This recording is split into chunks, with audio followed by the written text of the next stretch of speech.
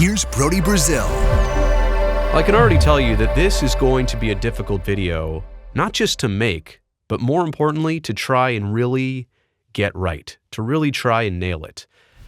I say that because there's a complex set of circumstances and elements and topics here that are things I normally don't discuss in my professional life. They don't really have much to do with sports or this YouTube channel, but now there are some things intersecting, and that's why we will bring it to the forefront. Shohei Ohtani did not sign with the Giants. He went with the Dodgers, but in the reporters' conversation with the San Francisco front office, there were some things that came out of that are now catching our eyes and ears here in Northern California. Farhan Zaidi had some comments, but more importantly, what Buster Posey said and was quoted on in The Athletic via this piece from Andrew Baggerly. Buster said this, quote, "Something I think is noteworthy, something that unfortunately keeps popping up from players and even the players' wives, is there's a bit of an uneasiness with the city of San Francisco itself as far as the state of the city, with crime and with drugs," Posey said. Whether that's all completely fair or not, perception is reality. It's a frustrating cycle, I think, and not just with baseball. Baseball is secondary to life and the important things in life, but as far as a free agent pursuit goes, I have seen that it does affect things. And Bags went on to say, in his opinion and viewpoint and what was expressed, that all of that did have an effect on Ohtani not landing in San Francisco, but deciding to go to Los Angeles. Okay, so here we go with the reputation issue of San Francisco and the Bay Area and Northern California and beyond. I want to give my observations here. And actually, you know what? Before we dive into this, I should explain myself. 42 years of living here in the Bay Area, born and raised in the East Bay, but attended San Jose State. Lived in San Francisco, was a homeowner there for 6 or 7 years. I've been working in San Francisco for almost the past 15 years, currently back now out in the East Bay. But I've been all over the Bay Area.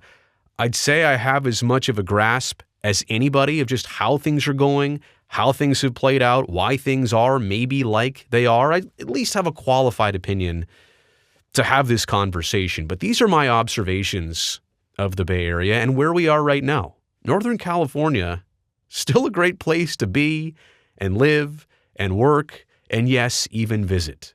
Despite what you hear versus what life actually might be like in different parts around the country, and I've got this from traveling. Oh, how are things in San Francisco? How are things in the Bay Area? Fine. I mean, for me at least, and I understand that there are different successes and struggles no matter where you go, different times, different parts of our region. It's not to say that everything has always been perfect everywhere. That's not the case. Generally speaking, still a great place to be, live, and visit. I would also tell you that the latest tech boom, right, really of the 2010s, I call it the iPhone era, that boom, it might have masked some problems. It might have fixed some other problems. It might have created new problems for our region. We are so heavy into tech. We're also just very heavy into our work around here. It seems like our work, our industries play a big part of how we're all doing as people and as citizens of Northern California. I'm not sure why that is, and I'm not saying that different regions across the country aren't generally tied to their biggest industries or exports, but it just seems like we're really tied to how things are going for us in certain sectors. And obviously tech has fluctuated greatly up and down over the years and decades. But I would also tell you that our region and the way we operate, like, it is still very much seemingly impacted by the pandemic, by the year 2020, and how we've now adapted to this whole work from home society and trend. And I just don't think it's like that in most other markets across the country. Now, are we ahead of the curve? Are we forward thinkers? Is this the way that everybody is going to be someday? I don't know the answer to that. But I can tell you, at least from that perspective alone, of people not commuting as much, people doing a lot of work via the internet, from their home, on a laptop, on some type of Zoom or Teams call all day long, it just seems like that's what we do, in large part. And I'm not sampling everybody, but I've got friends and family, and I generally understand how things go. I feel like I'm one of the few that actually goes in to work does a job in San Francisco at work and then commutes home. That used to be commonplace for people like me, and it just doesn't seem like that exists nearly as much as it used to. So why am I spelling all of that out? Because I think it's important to give those general observations, but specifically in San Francisco, a place that I commute to 3, 4, 5, 6, 7 days a week. I almost said 8, but it's not possible. I go there all the time. I've been going there. I lived there for a long time. I've seen it through ups and downs and ups and downs. And here's what I'll say right now, I think is the case. There's just less people working. And I don't mean like less people with jobs in San Francisco. I mean like less people actually coming into the city, sitting at a cubicle or wherever you do your work, or a conference room, and actually doing work in San Francisco and then leaving, commuting out of the city to the suburbs or wherever. There's just less people around. There's a ton of office space, trust me. I see it all the time. Empty buildings that weren't maybe always full, even at the peak, but generally were, and now are back to some of the emptiest states you've ever seen. I think there's also less people visiting. Don't get me wrong. If you try and cross the bridge from the East Bay, the Bay Bridge, to San Francisco on a weekend, it's packed. It's crowded. People are still visiting and loving and enjoying San Francisco, and especially in the summer months. But overall, I'd have to think with amenities closing down, attractions not being what they once were, there have to be a lot less people visiting. And maybe it's because of this reputation thing, which we'll talk about in just a second. Less people working, less people visiting means what?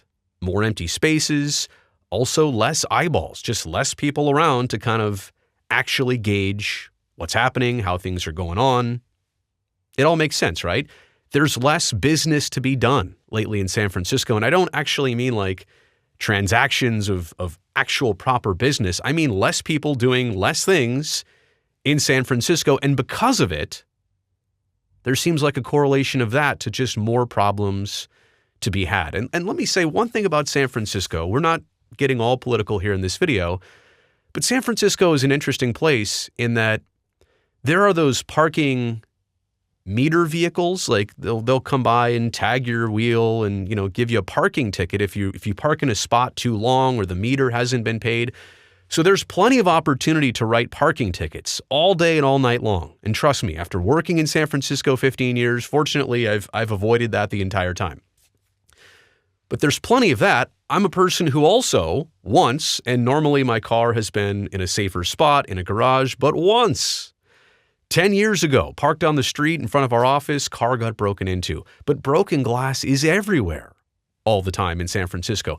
How can San Francisco have the ability to employ the people that operate the meters and write tickets and all that stuff, the parking attendants? How can they have all that, but nobody to actually enforce like preventing break-ins? And it's counterintuitive to me.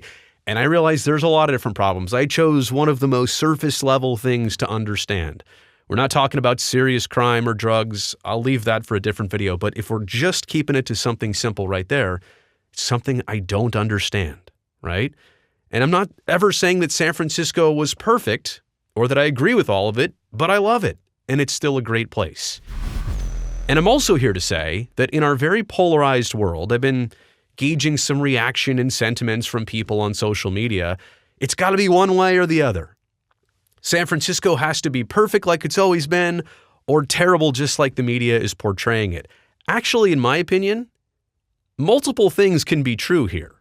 And actually, multiple things can be exaggerated. Like, for example, I do believe that the struggles and the image thing, I do believe that there is an exaggeration being had and being made right now for political gain. Look how bad San Francisco is. That's a reflection of their leadership in politics, left or right. You get the point there. It's safe to say that that is true, right? Exaggerations about San Francisco are being made. But also, I think it's true that San Francisco right now is hitting a spike in drugs and crime and things that have not been remedied and could have been taken care of more progressively in an earlier stage. Now we're here with a bigger, serious problem, and it's hard to reverse that problem. It's hard to make it right in a proper way. It's safe to say that too, that San Francisco right now is going through something a little bit different than it ever used to. But it's also safe to say that the day-to-day life in San Francisco and the Bay Area and beyond of Northern California, the day-to-day life here is not that much different than New York or Los Angeles or Chicago. And look, I'm somebody who has covered the entire A's situation with potential relocation, and I get this all the time from people in Las Vegas and Nevada. Oh, well, of course you wouldn't want a baseball team in Oakland. The crime is terrible there. Things are terrible with the drug problem there. Well, I mean, there's a bunch of other cities across our country, like including San Francisco. I mean, I'm not going to get specific because it gets too personal, but crime happens in Las Vegas all the time. Bad things happen everywhere. To say that these cities don't deserve professional sports or that free agents should really alter course and avoid these markets because of what they hear, yeah, it largely goes back to point number one. Exaggerations are being made for political gain, but also point number two, San Francisco is kind of hitting a spike in drugs and crime that there are some problems to be fixed here. So all of this can be true, but I think this one is a pretty important one. We're not that much different right now than other places across the country. There's different types of problems and issues and stuff to get through everywhere. So San Francisco and the Bay Area are definitely not alone in that. Just wanted to make those points about the image problem, the bad spotlight, whatever you want to call it. I really am not even sure what to call this video, how to title it, how to thumbnail it, how to really get across the point that it's an interesting perspective. I understand why it's being made. It's really the first time that the Bay Area, and if you want to call this politics or human issues, are intersecting with the actual sports world. And you know what? Buster Posey, I give him a lot of credit. He's not from here, but played all of his major league career here. San Francisco and the Bay Area is kind of his second home. And I think people will look at him and respect him for his take, for his admiration of this area. He's now come back here to kind of work with the Giants. I think people do appreciate that, and they don't mind him phrasing it and saying it like he did. However, it may not be the entire reflection of the bigger picture. So look, I know there's going to be some comments down below. I'll try and keep an eye on those, but more than anything else, thumbs up on this video since you made it here to the end, and don't forget to subscribe to the channel so I can definitely see you back here next time.